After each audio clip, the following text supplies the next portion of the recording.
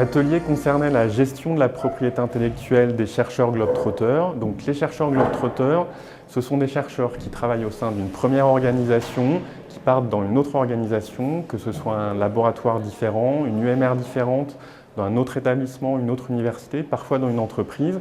Évidemment, ce qu'on a considéré également, c'est les chercheurs qui arrivaient au sein des laboratoires avec tout leur parcours précédent au sein d'universités, d'entreprises également. Le premier enseignement, c'est faire un état des lieux sur l'arrivée d'un chercheur dans le laboratoire. Quand un chercheur arrive, il a tout un parcours derrière lui, donc c'est important de s'en préoccuper, de tracer ce qu'il a pu faire, ce qu'il a pu valoriser dans l'établissement précédent ou dans l'entreprise. Comment il a été financé, est-ce qu'il a obtenu des financements européens, des financements nationaux, et quels sont les contrats associés à ces financements. Donc avoir un œil sur tout ce qui se passait antérieurement, c'est important, puisque tout ce qu'il va produire par la suite sera peut-être lié à son passé.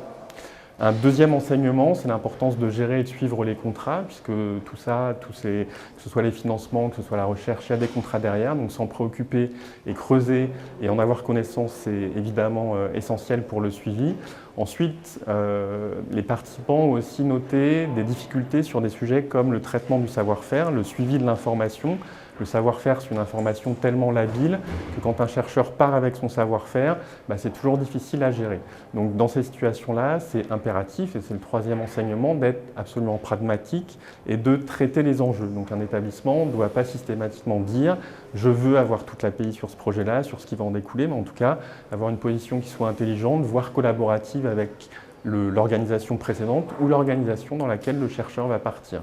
Un élément important, et je pense que c'est le dernier, c'est que finalement c'est un sujet qui a l'air d'émerger. La UTM s'en est préoccupée en 2018. Aujourd'hui, durant l'atelier, dans la salle, il y a quelques mains qui se sont levées et on se rend compte que le problème est sans doute en train d'émerger et la loi Pacte va probablement avoir un fort impact justement sur ce sujet-là.